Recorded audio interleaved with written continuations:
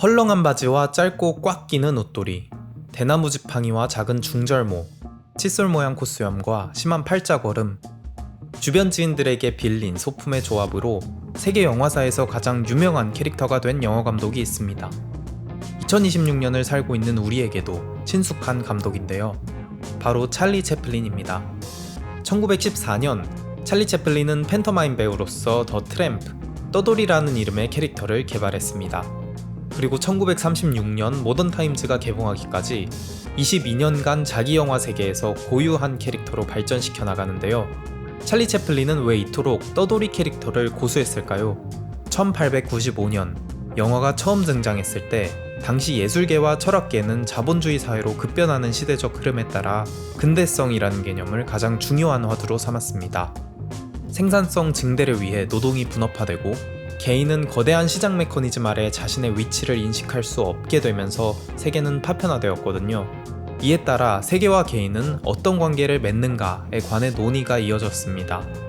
이러한 맥락에서 찰리 채플린의 떠돌이는 급변하는 시대에 적응하지 못한 채 외부로 밀려난 소외자를 대변하는 캐릭터라고 요약할 수 있을 것입니다. 저는 이를 채플린의 대표작 3편, 황금광시대, 시티라이트, 모던타임즈를 통해서 이야기해보려고 합니다. 찰리 채플린은 그의 영화에서 떠돌이를 끊임없이 주류계층 혹은 근대세계에 소속되지 못하는 이미지로 표현해왔습니다.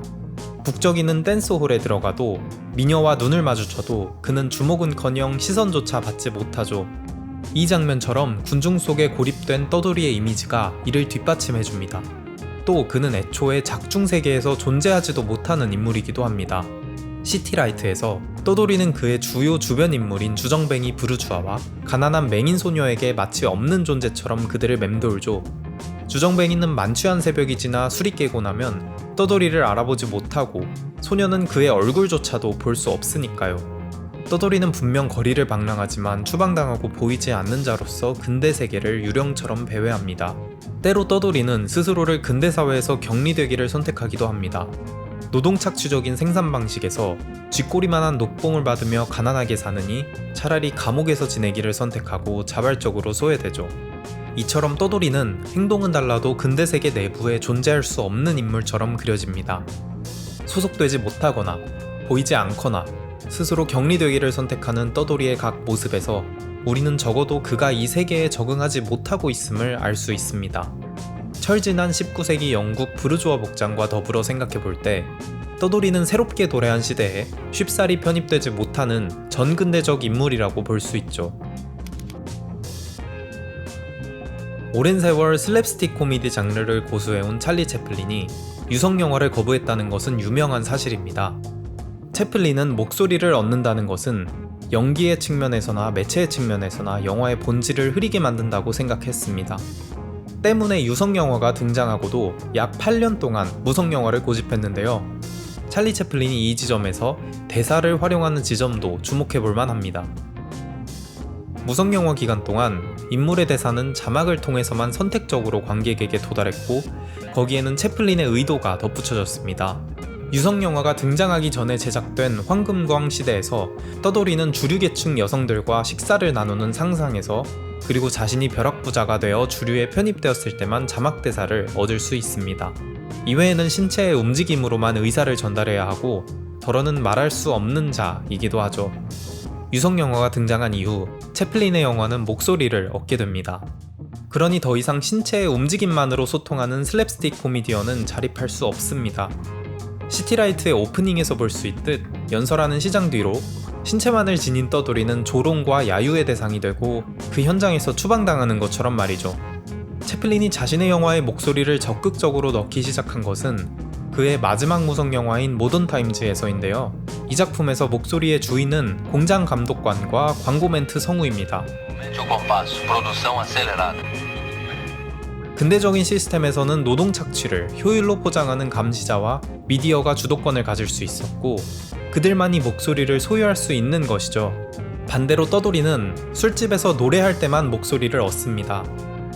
하지만 그것은 가사도 없이 엉터리로 흥얼거리는 소리입니다. 그의 목소리는 관중의 소비 대상에 지나지 않죠. 그가 말을 통해 소통할 수 있는 상대는 소녀뿐입니다. 이렇듯 떠돌이는 자막을 통해서나 목소리를 통해서나 언제나 말할 수 없는 자의 위치에 있습니다. 몸을 통해 의미를 전달하는 그의 팬토마임은 낡은 것이 되어버렸고, 떠돌이는 발화의 자격을 상실한 채 근대 세계에서 추방당할 수밖에 없는 처지에 놓이게 되는 것이죠. 시대의 주도권을 가진 발성자들에게 휘둘리는 존재가 된 것입니다. 황금광 시대에서 떠돌이가 단숨에 벼락부자가 되는 것은 그가 계급 상승을 위해 노력했기 때문이 아닙니다. 영문도 모르는 채 지인인 빅쯤에게 설산의 오두막으로 끌려가고 간밤의 폭풍이 오두막을 금맥 앞으로 끌고 갔을 뿐입니다. 이 과정에서 떠돌이는 아무것도 하지 않았습니다. 골드러시 시대 속 주변 인물들이 하는 대로 끌려다녔을 뿐이죠. 이렇게 시대적 흐름과 근대적 사물에 휩쓸려 봉변을 당하는 이미지는 모던타임즈에서 더욱 두드러집니다. 대공황 시대 노동자들의 시위에 뜻하지 않게 앞장서 구속되거나 단순 반복 노동을 요하는 기계에 의해 물화되는 모습처럼 말이죠. 생산성과 출세, 계급 상승, 단절이 키워드가 된 근대 사회에서 적응하지도 소속되지도 목소리를 얻지도 못한 떠돌이는 급변하는 시대의 파도에 의도치 않게 몸을 내맡기게 되는 인물입니다. 변명하거나 저항할 기회도 없이 시대의 요구에 순응할 수밖에 없는 사람이 되어야 하죠. 찰리 채플린은 부적응자, 말할 수 없는 자, 그리고 휩쓸리는 존재로서의 떠돌이를 자신의 영화 세계에 반복적으로 내비칩니다.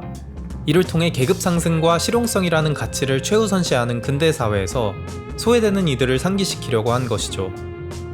21세기 영화에서는 채플린식 떠돌이, 즉 말하지 못하는 부적응자를 만날 수 없습니다.